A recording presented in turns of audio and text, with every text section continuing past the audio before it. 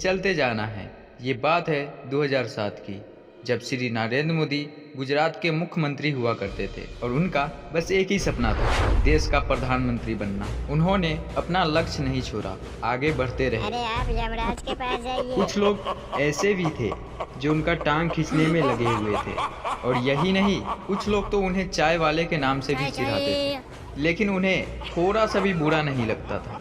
उनके चेहरे पे हमेशा मुस्कुराहट रहती थी। लोग इसे चाय वाले के नाम से चिढ़ाते रहे और ये हाथ में चाय की केतली लेकर आगे बढ़ते रहे। कुछ लोग इन्हें रिजेक्टेड का पिज्जा भी दिखाया, फिर भी ये हंसते हुए आगे बढ़ते रहे। रास्ते में इनको 100 सिर वाला रावण भी दिखा, ये इनसे भी नहीं डरे और हंसते हुए सीढ़ियाँ चढ़ते रहे। 2014 में इन्होंने पीएम का सीट पाया और उस पर खुद न बैठकर चाय की केतली को रख दिया। चाय की केतली को पीएम बना डाला और इनके लिए यूएसए से इनविटेशन कार्ड आया और ये अपने देश की सुरक्षा में लग गए।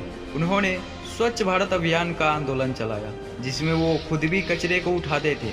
उन्हें परवाह नहीं थी लोग क्या कहते हैं, वे तो बस हंसते हुए अपना काम करते रहे। भाइयों और बहनों, हमें इसी तरीके से अपने देश की सुरक्षा करनी चाहिए। स्वच्छ भारत अभियान से हमारा देश बदलने लगा। मैं बर्बाद हो जाऊंगा, मेरे दुकान में सामान ही नहीं है। छोटे बिजनेस वालों के लिए नरेंद्र मोदी ने प्रधानमंत्री मुद्रा योजना चलाया और इससे इन्हें पैसे मिले। इन पैसों से इन्होंने अपने बिजनेस को बढ़ा लिया। ये कैसा करना है? जो माताएं सुबह शाम चूल्हा पर जल करके खाना बनाया करती थी, उनके लिए पीएम ने एक योजना चलाया जिसका नाम था उज्ज्वला योजना, और इससे माताओं को अब चूल्हा पे नहीं जलना पड़ता है। जिन लोगों के पास रहने के लिए घर नहीं था और खाने पीने के लिए घर में एक दाना भी नहीं था, लोगों की ऐसी स्थिति नरेंद्र मोदी जी से देखा नहीं जाता है और वे उनके लिए कुछ करने की सोचने लग जाते हैं। फिर क्या था, 5 केजी गेहूं और 1 केजी दाल सभी को देना शुरू कर देते हैं। अरे आप तो महान हैं। अरे माता जी, अभी तो और कुछ देना है। सभी गरीब लोगों के लिए मोदी जी ने तरह तरह की व्यवस्थाएं दी है। अरे चाचा जी, मैं आप लोगों से वादा करता हूँ कि अब से आप लोगों के साथ कोई समस्या नहीं होगी। प्रधानमंत्री आवास योजना से गरीब लोगों को रहने के लिए घर मिल गया।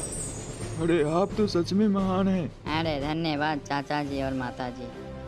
अरे मैं तो बर्बाद हो जाऊंगा, मेरा फसल ही खराब हो गया। गरीब मजदूर किसान भाइयों के लिए मोदी जी ने फसल बीमा योजना का आयोजन किया।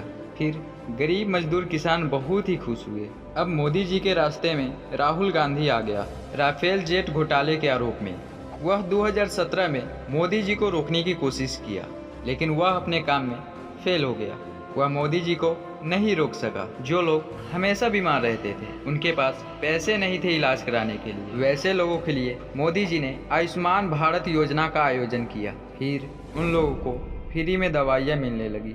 2019 में फिर से चुनाव आ गया और उसके सामने राहुल गांधी खड़ा हो गया और उसने मोदी जी को बताया कि चौकीदार चोर है। मोदी जी हंसे और आगे बढ़ने लगे। इससे राहुल गांधी को बहुत तेज गुस्सा आया। मोदी जी ने एक और योजना जारी की जिसमें किसान भाइयों को हर एक साल में 6,000 रुपया मिलेगा। इसके बाद मोदी जी आगे बढ़े। 2019 में फिर से एक बार मोदी सरकार।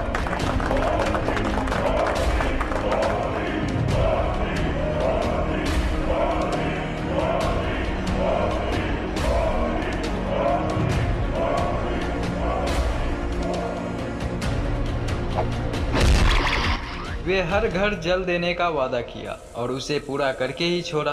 वे यहीं तक नहीं रुकने वाले थे, उन्हें तो और आगे तक जाना है, पूरे देश को जानना है। अब 2020 में कोरोना वायरस आ चुका था और इस कोरोना वायरस से पूरे देश को बचाना था। ऐसे टाइम पर अगर कोई दूसरी सरकार होती तो क्या होता?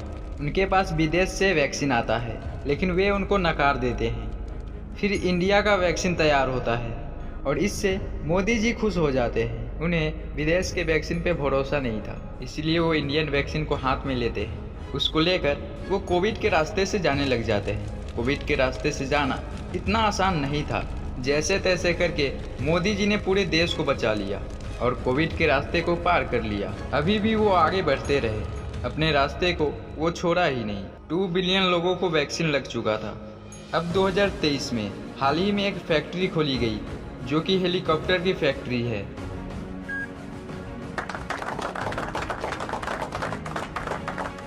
राहुल गांधी ने फिर से उस जेट को मोदी सरकार के पास छोड़ा, वही राफेल जेट घोटाले के आरोप में। अरे एक ही चीज बार बार दिखाने से तुम्हें मिल क्या रहा है?